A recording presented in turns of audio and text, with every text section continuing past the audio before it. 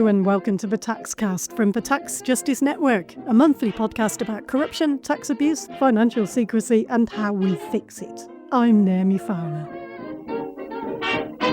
Coming up later, a new model for companies to measure the benefits to their businesses of paying decent levels of taxes. My message to businesses and to companies is really quite straightforward.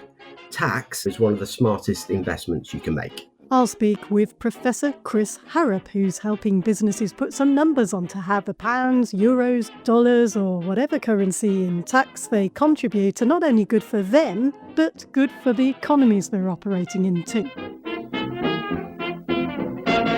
Before that, I'm going to catch up with Zorka Millin of the Financial Accountability and Corporate Transparency Coalition.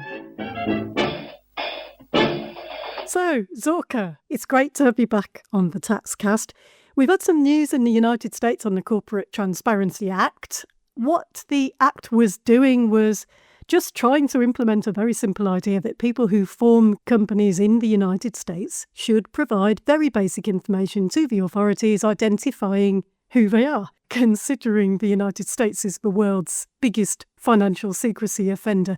There's been some crazy legal efforts by what look like anti-tax groups and people really using lower courts in different states to try and stop this implementation of a beneficial ownership register. We've been covering this on the Taxcast. You can catch up on this, particularly in episode 151.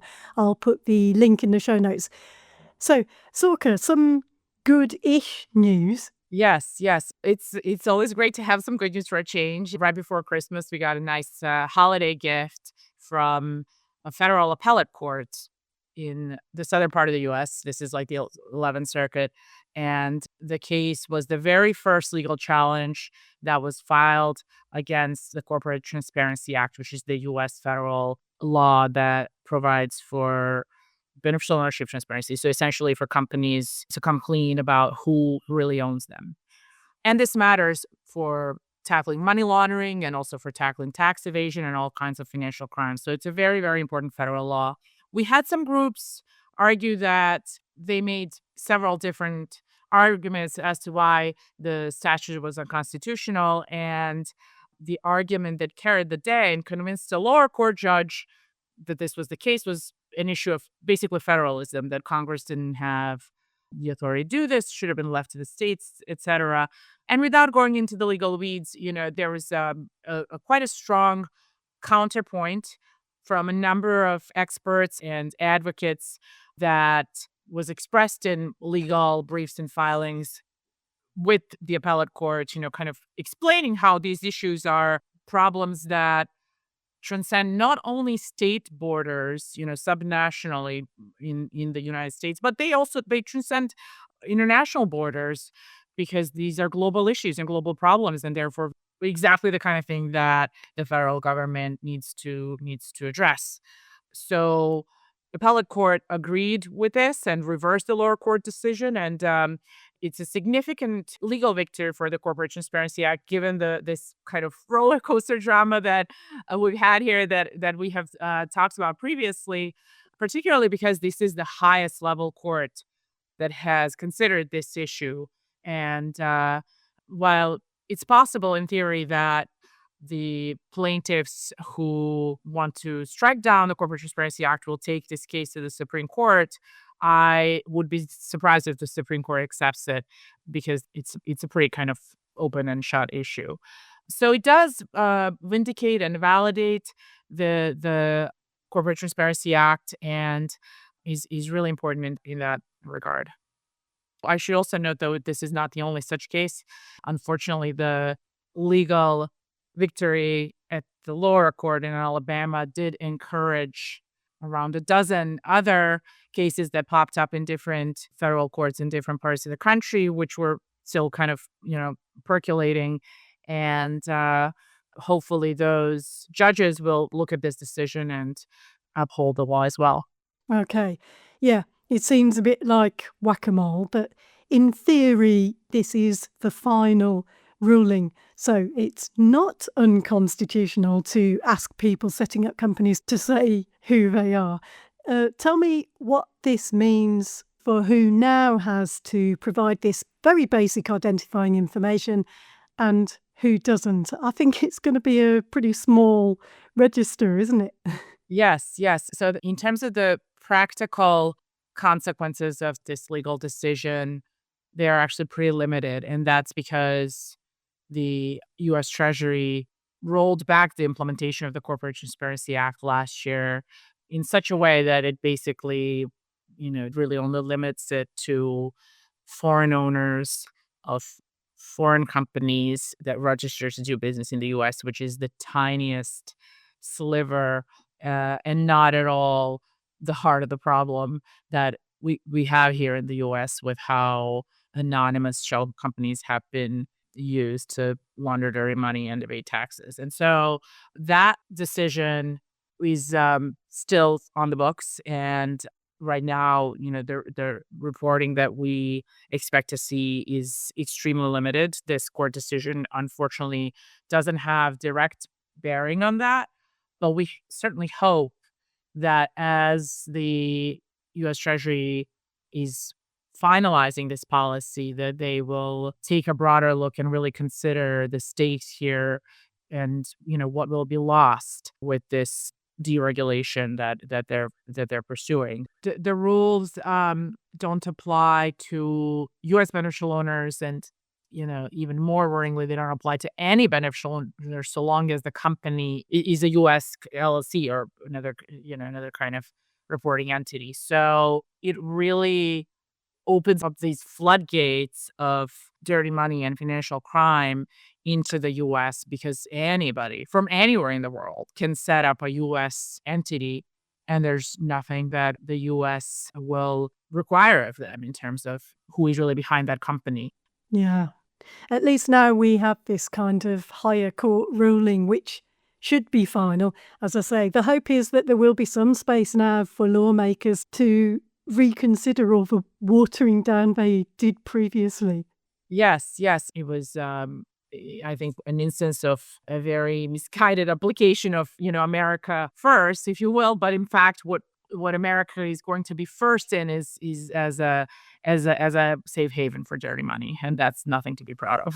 Because we now have this federal court decision that kind of validates the statute, we hope that the policymakers will reconsider the proposal they had last year, and that they will broaden the scope so that it is more in line with what the policy was actually meant to do, which is stop the flow of dirty money through U.S. companies. Yeah, to be continued. Baby steps. Yes, exactly. Step by step. I want to ask you about something that's just happened, which is that OECD member states have exempted US multinationals from the global minimum corporate tax.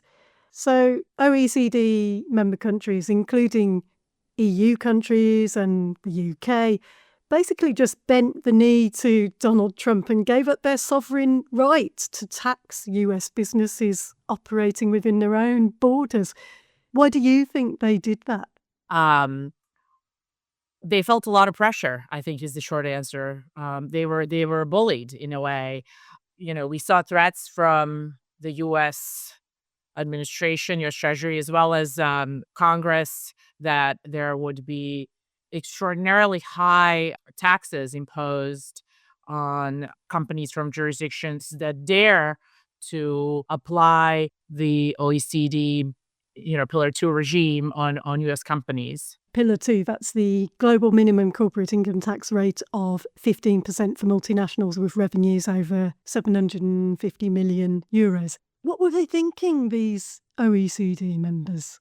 I can't put myself in the shoes of European policymakers, but I think recent events show that this was a mistake. And if these discussions were taking place just a couple of weeks later, I very much doubt that this agreement would have turned out the way it did.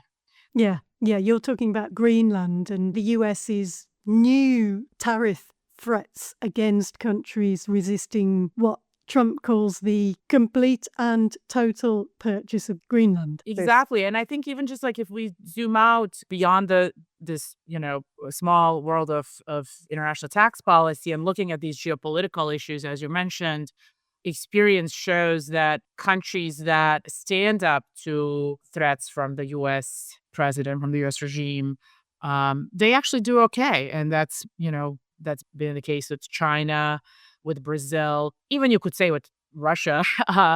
And, that is something that this government in the U.S. actually respects and they back down.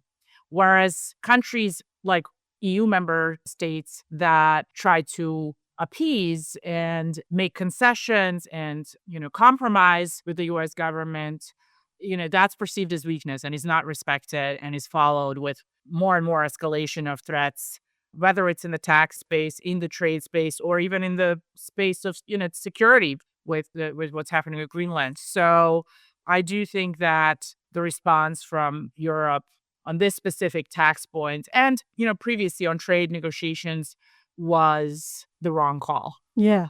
And giving up your tax rights as a nation really matters because US multinationals are responsible for just under a third of all countries' losses to corporate tax abuse. And what's worse is the OECD hasn't released any figures on what that decision is costing countries in terms of lost tax revenue. Every OECD member state who agreed to exempt US companies from the global minimum corporate tax all the other companies are supposed to pay should really just go and tell their people how much tax revenue the US just bullied them into giving up. I mean, what do you think the consequences are for these countries abandoning their tax sovereignty like this, and for the United States itself claiming that they're recovering their tax sovereignty? Yes. I mean, this term tax sovereignty is being bandied about. It means different things to different people. Here in the U.S., the Republicans, what they have in mind when they say tax sovereignty is a very kind of narrow and misguided view, that the U.S. and only the U.S. gets to decide how its companies are taxed in the U.S. or anywhere else. So it's pretty hegemonic, tax sovereignty only for the U.S. And they don't even mean for the U.S. in a sense of public interest and maximizing revenue for the U.S. Really, actually, when you unpack it, what they mean is what's hiding behind that phrase tax sovereignty is a championing of the interests of big American corporations, which have been the drivers of global corporate tax avoidance and really the impetus for all of these international tax discussions that have been happening at the OECD and now at the UN. And so it's really the sovereignty not of the U.S. government, but of these big American corporate interests. The very unfortunate thing here is that countries that give in to these proposals from the OECD are kind of implicitly endorsing that concept of sovereignty, that that prioritizes the interests of big American corporations in continuing to not pay enough tax where they should.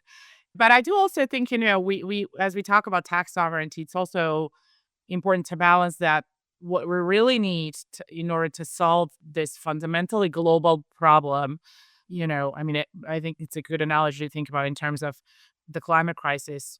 Every country can do what it can, but it's a global challenge. It requires multilateral cooperation. So even as we try to redefine tax sovereignty in a more positive light and to reclaim that term, we also need to recognize that countries do need to cooperate and sometimes also compromise, and hopefully in a more constructive and sensible way than what we've seen at the OECD.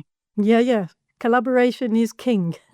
Never been more important for nations to stand together now and resist and protect themselves. They're not going to happen at the OECD, obviously, as this shows. Yes, when the news was announced a couple of weeks ago, I was at a corporate tax lawyer conference here in Washington, and there was this huge conference room full of corporate lawyers, and they were applauding the news. So there is a sense of relief and celebration because they can just kind of keep doing what they're doing, and they don't have to worry about these pesky global rules. So it's great news for them. But in terms of U.S. public revenues, the U.S. had an opportunity to improve its own tax rules last year. There was a big tax policy debate here in Washington in Congress as they were considering some expiring tax provisions. And, they could have really improved and tightened the rules that we have. They didn't do that. Instead, they changed some things around the edges. On the whole, it was yet another massive corporate tax cut. And, the official revenue figures are that will cost U.S. budget around $170 billion over 10 years. So that's just from that legislation. Instead, there could have been an opportunity to bring the U.S. closer in line with the global standards, and that would have raised significant revenue. So, yes, big corporations are big winners. And other than that, I think everyone else loses out. All eyes are on the next stage of tax convention negotiations at the United Nations. Those are kicking off early February 2026. Thank you, Zorka. That's Zorka Millin of the FACT Coalition. Always great to have her on the TaxCast. Stay with us. We'll be back after this trailer. Hello. The Tax Justice Network's podcast series, The Corruption Diaries, brings you the stories of anti-corruption veterans in their own words. If you're going to fight back against something that's unjust, you'll go through some dark places when you're doing it, but you will come out the other end of it. I'm Naomi Fowler, and I'm back for Season 2. All about a man who took on the British authorities from his garden shed and exposed 2 huge tax abuse schemes. We're talking about industrial levels of abuse, fraud, to the value of 1.5 billion. It all began in the 1990s when Richard Allen set up in the music business, managing bands and a record label to sell the alternative music that he loved. I remember listening to a track on my bicycle on the way to work, thinking I could hear this being played in a stadium. And of course, years later it was. But when the authorities turned a blind eye to tax loopholes and the businesses exploiting them, he lost everything he'd built. It felt like I had been robbed by an invisible entity at gunpoint.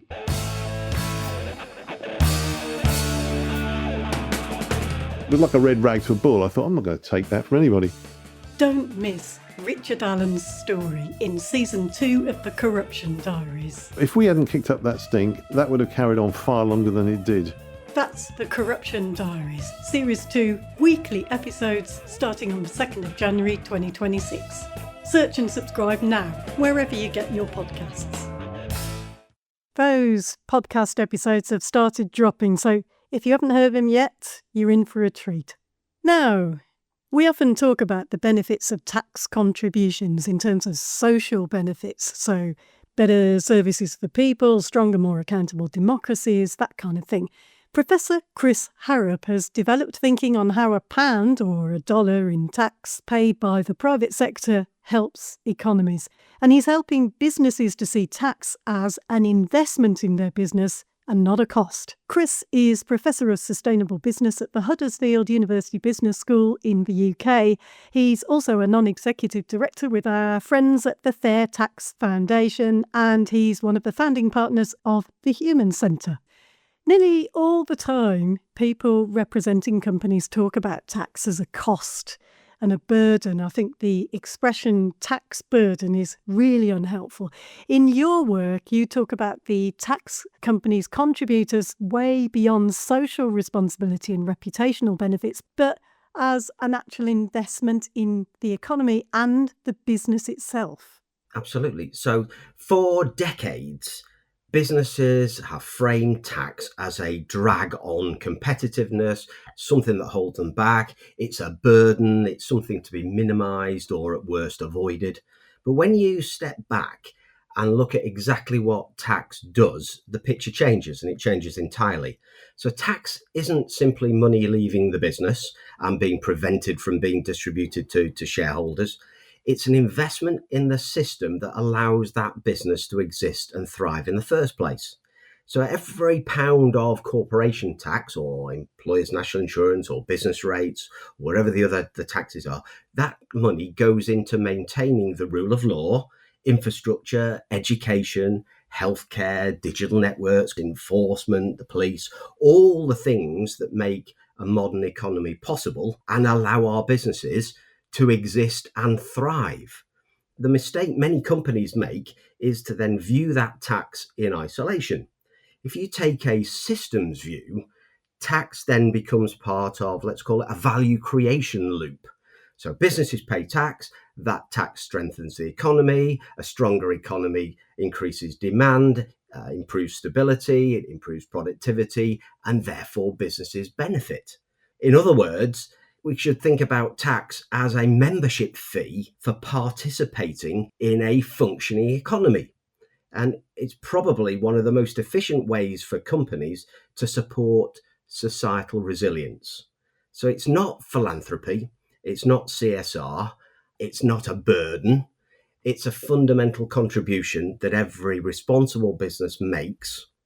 And by reframing it away from being a burden to an investment with measurable returns, if we do that, businesses value it more, and then the behaviors improve. And it aligns business behavior with long-term competitiveness.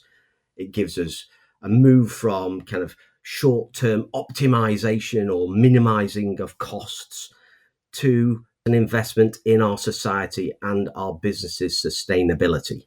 An investment with measurable returns. That's definitely speaking their language. So you say the tax contributions a company makes are like a catalyst for positive economic and social transformation because of the economic multiplier effect or financial multipliers. Can you explain what those are?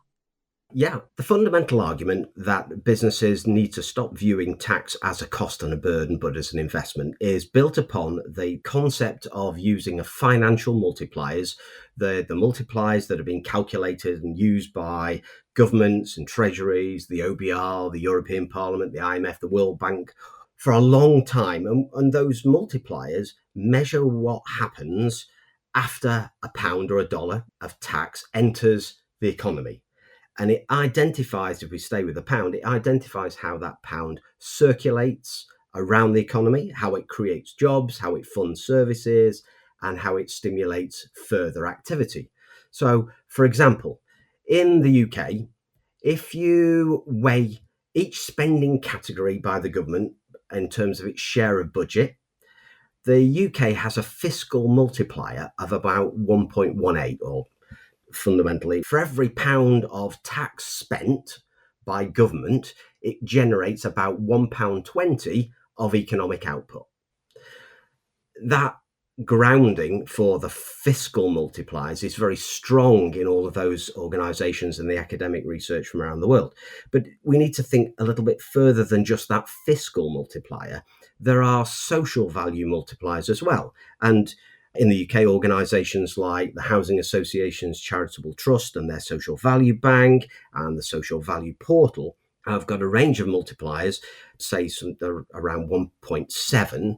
So essentially, a pound invested in public services using their models would generate about £1.70 in social value through improved health, through employment, through community safety, well-being. So when a company pays tax, that money doesn't just disappear into a black hole.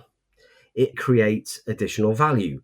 That value is through employment in public services, procurement, spending on national and local supply chains, infrastructure. It helps increase household income. It improves productivity and life chances. So it's fiscal, financial multiplier and a social value multiplier. So tax actually is transformative. It doesn't just fund existing structures. It amplifies the economic and social outcomes far beyond what a company pays in its base corporation tax. It's also really important to remember these multipliers aren't abstract theories. They're well established. They've been used by economists, governments, regulators all around the world for years. It's just that we've not made the link between those financial multipliers to what businesses contribute. Right, and there are lots of multipliers that can be used to assess this stuff. Can you explain how a company can estimate how its tax contributions help generate GDP growth, support jobs and finance essential services. This is applying your tax-funded impact model. Yeah, this is really new. I developed the model only about 6 or 7 weeks ago. It's built upon really strong empirical evidence. It's not made up numbers. They are there, they are published, they are transparent. So companies using that in the country where they pay tax can show tax-funded impact in every country they pay corporation tax. My model that I've created, the tax-funded impact model, is designed to help businesses quantify conservatively, transparently, to allow them to value the impact of their tax contribution so that they're not only able to be a responsible business, they're able to show that that responsibility goes right the way through into society into all the other economic impacts. So building upon the OBR and the Treasury fiscal multipliers, a company is able to say that based on the amount of corporation tax they pay, there is an economic value. So if you're using this current number that I talked about, the 1.18 or £1.20, if an organisation pays £10 million in corporation tax, that is delivering £12 million worth of additional GDP. And that's a really big, valuable impact of that company paying its correct and fair share of corporation tax. And then moving on to those social value multipliers, that £10 million worth of corporation tax will turn into £17 million worth of social value, further emphasising how that company is playing a responsible and active part in society and building that society that will help them thrive and be sustainable as a business going forward.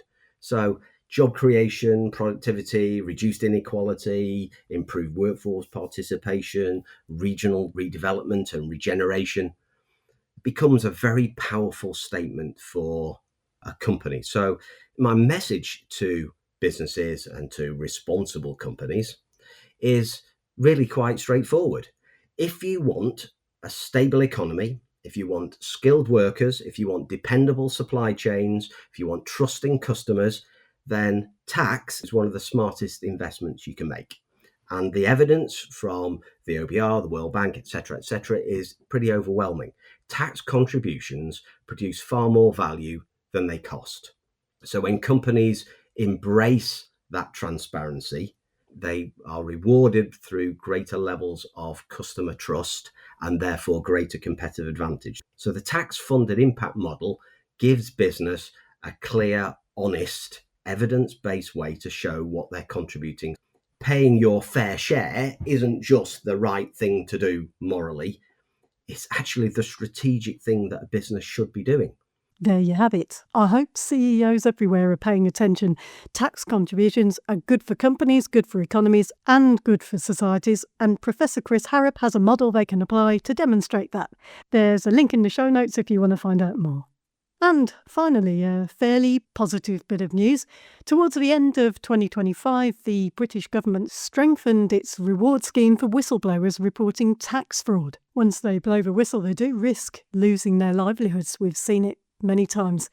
The UK Tax Authority, HMRC's previous reward scheme was a weak one with very uncertain outcomes for potential whistleblowers. Here's lawyer Mary Inman from Whistleblower Partners. This scheme had no set formula for what a whistleblower could be paid, and eligibility criteria were not transparent. Awards under this program were generally small and not well publicized. She says the UK's new strengthened reward scheme is not perfect, but it's an improvement, and it's modelled on the US's Internal Revenue Service, or IRS, whistleblower program for serious tax avoidance and evasion. Although the decision whether to pay is still discretionary and rewards are not guaranteed, HMRC published a webpage establishing tight parameters for its discretion and providing more certainty and guidance for prospective whistleblowers. To qualify for a reward, the whistleblowing must lead to the collection of at least £1.5 million in tax, and tax cheating on that kind of scale will be by big companies, very wealthy individuals, often using offshore schemes. So if I was them, I'd be feeling a little less sure of myself. Eligible whistleblowers can receive between 15 and 30% of the tax collected. To be considered for a reward, whistleblowers cannot report anonymously, but must provide their contact details as part of their report. HMRC promises to treat a whistleblower's contact information confidentially. According to Mary, the whistleblower reward program in the United States has been a game changer. The numbers tell the story. Since its launch in 2007, the IRS whistleblower program has collected more than $7.5 billion in proceeds from non-compliant taxpayers and has paid over $1.3 billion in rewards to whistleblowers for their information, helping to supercharge IRS's enforcement efforts. You've been listening to the Taxcast. That's it for this month. Thanks for listening. I'll be back soon. Bye for now.